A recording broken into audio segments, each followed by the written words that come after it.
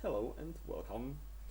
Today I would like to start a series of massive tutorials where I would like you to introduce the massive synthesizer, show you how it works, show you how to create some cool sounds and all the stuff around it. So today I would like to start with basics of massive, how it works, and show you this user interface which you use to create your sound. And I would like to get a touch to oscillator section here because it's the most important thing actually. So Massive is a wavetable synthesizer from Native Instruments. And what it means that it's a wavetable synthesizer? Well, most synthesizers just use waveforms. Just you have a sine waveform, you have square, but wavetable contains actually more than one waveforms and it morphs between them. So I will show you actually how it works. We will assign our massive synthesizer into a free mixer track and we will use cool plugin called Wave Candy. And Wave Candy show us how our waveform looks.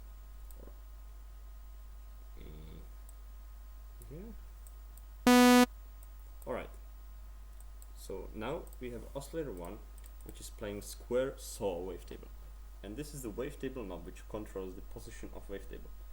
So now, because we have it all the way to the right, we are actually playing saw wave, as you can see in Wave Candy. But if I move this knob all the way to the left, we are playing square wave, and as I turn this knob from left to right, we are morphing between square and saw wave.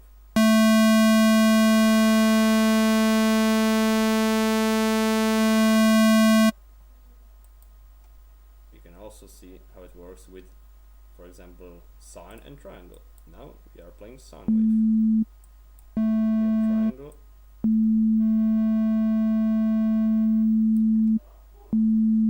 And we are morphing between them. This is what is actually wavetable synthesizer. This is how it works.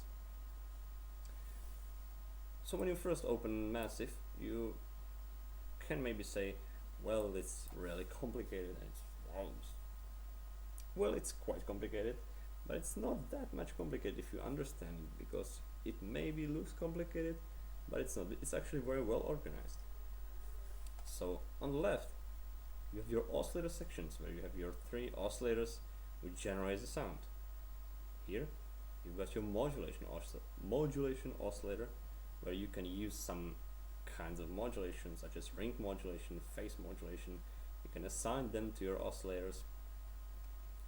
Here is a noise oscillator, which is really cool feature because you don't have to use your oscillator to generate white noise. You can just use this oscillator. It actually does not provide only white noise, you have a lot of kinds of noise. Over here, this is filter section where you have your 2 filters, standard knobs which changes as you switch the type of filters. You have a lot of types of filters. You have 2 filters. This is a slider where you can control whether you are using serial or parallel mode of your filters. Here is the mix which changes the mixture of filter outputs. It's very easy. There is the amplitude control and panning control, which we can see that we are actually controlling the amplitude of oscillator with 4th envelope. As we can see, I will get to it later. There is our bypass module, which I will actually talk about later because it's quite... I don't actually use it, but it's really interesting. Here is our FX bus, where we can assign our effects, just reverb, a lot of effects. There is the simple equalizer.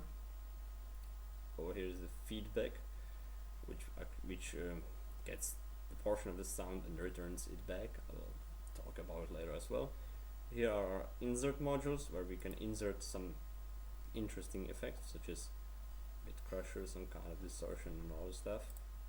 And here's our macro controller, which we can use to assign macro controls to our knobs or sliders, and I will show you how it works because it's actually really interesting, and it's used mostly for modulation, for automation. So, and actually over here, this is the, I don't know, I call it setup LCD tab, where we can just set up our oscillators. We can set up voicing, routing, global settings of our massive.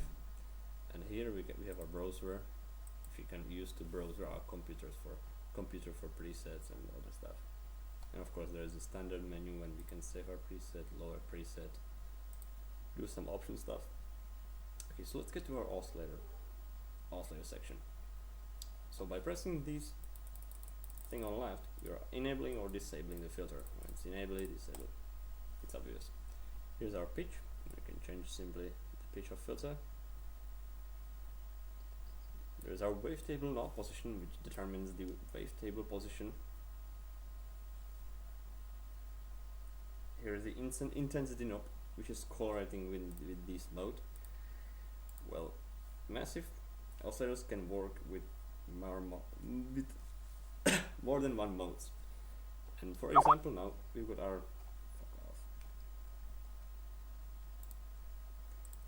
our spectrum mode now playing. And the spectrum mode determines that intensity will actually act like a I would say a low pass filter, because actually I will show you how it looks with some aggressive sound like a saw wave.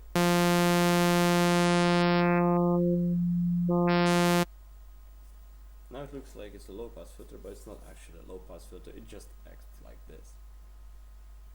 It works differently, but it sounds like you're applying some low pass filtering on the oscillator. The other modes are bend modes. And these bend modes actually determine how fast the wavetable is going to be read. It sounds really crazy and complicated. It's actually complicated, but they can sometimes create very nice sounds. So you can definitely try these bend modes. We've got bend plus, bend minus plus, and bend minus. And over here we've got our last mode, and it's a formant mode. And this formant mode this is really interesting because it controls the transposition of waveform. Don't know really how to explain. You can try it. Sometimes it can create really nice sounds, although I don't remember last time I used this formant mode. It does some crazy stuff with saw wave. So this is the main thing. This is the place where we choose our waveform, and as you can see, there is a lot of waveforms. Crazy amount. So you might ask, how do I choose the correct waveform? And well, that's the question. I would say it's mostly a matter of time, because you will realize which waveform is good for certain type of sounds. You will know which waveform you want to use when you're creating a pad sound for best sounds. You will just realize it by the time. For example, when I want to create some deep house pad, I know that I can use a colors wavetable because it sounds really cool. If I'm creating some future house bases, I usually use these Corone wavetables, or I can choose something from this, just a Flanders. Flanders are organ sounds, or I use these additive mix wavetables. So you will realize which waveforms you want, which waveforms are good for types of sound. And this is our amplitude knob, where we just basically determine the volume of the oscillator. And this is our filter routing slider, where we decide to which filter this sound is going to. If you turn this all the way to the up, the output, 100% of output from oscillator 1 is going to filter 1. If you turn it down, the 100% is going to filter 2. It's really simple. So let's actually, I think that's all from these oscillators. Of course, these little boxes are for modulating, and we will talk about it later because it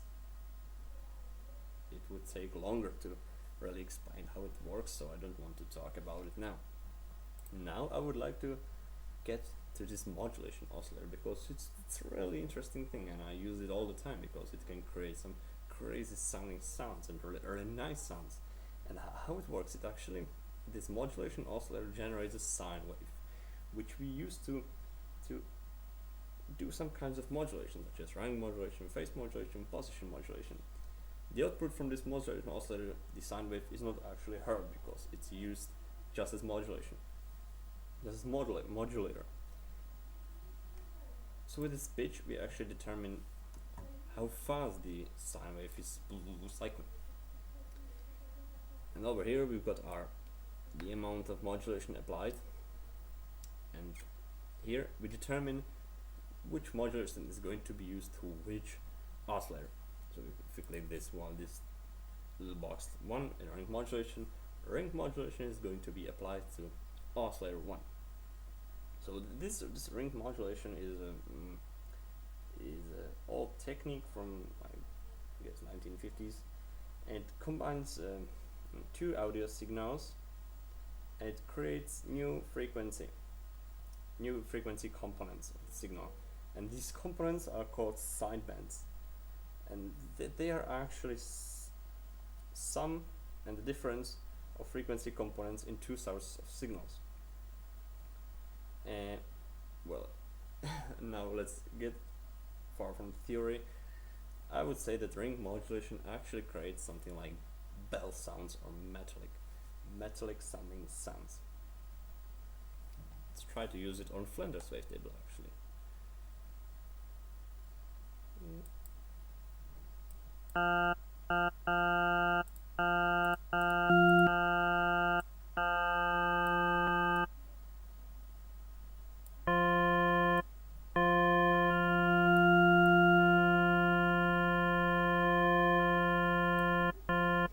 Creates nice sound, I guess. The phase type of modulation is a technique where it's familiar technique with FM synthesis technique.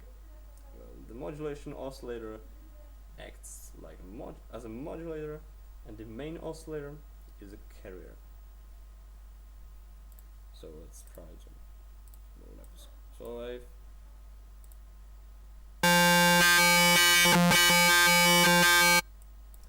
you may know this technique if you are used Citrus from FL Studio. It's very similar technique, as you can hear. You can create some crazy dubstep style basses with this phase modulation, and the position is a unique type of modulation which is made for massive, because it works with modulating the wavetable, and I don't use it a lot, this position modulation. I don't know, you can always try it. It can create some nice sounding sounds, I think.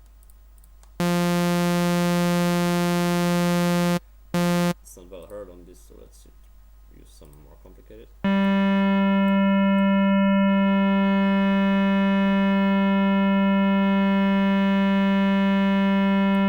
I would say it's kind of enhancing the differences in ways.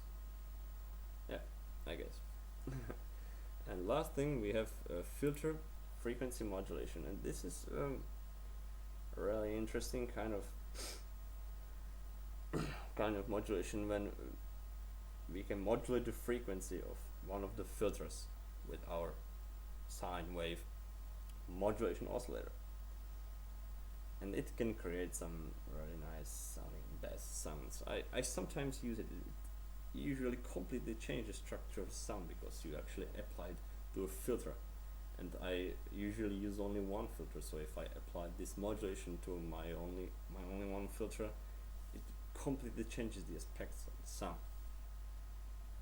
And let's have a look on our last oscillator, which is the noise oscillator. and it simply generates the noise.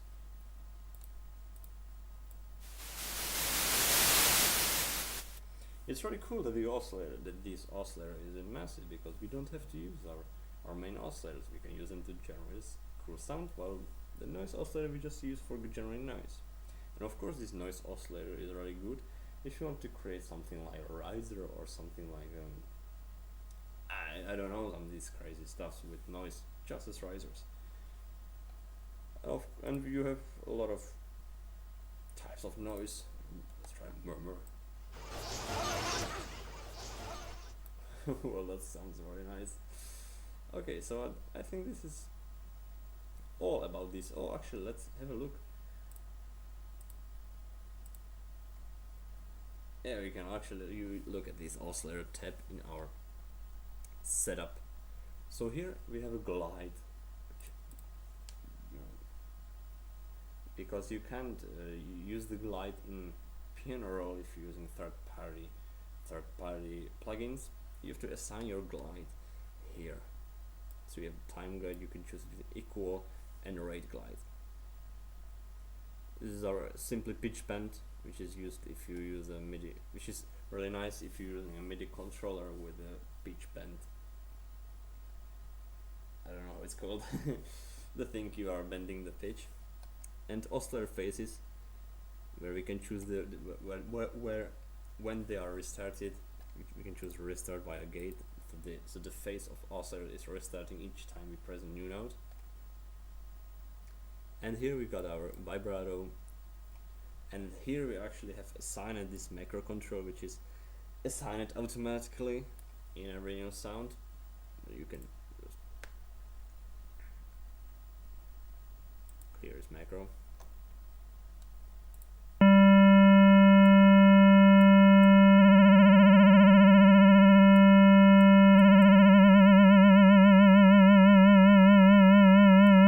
I guess you are actually pretty familiar with vibrato.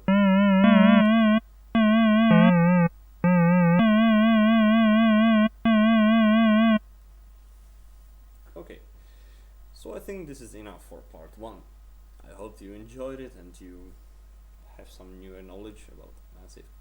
And in our next tutorials we are going to talk about, I guess, about filters and about effects. Yeah, and then we will get to the more funnier part, and that's the creating our sounds and using Massive in practical way. So I hope you enjoyed, and thank you very much for watching.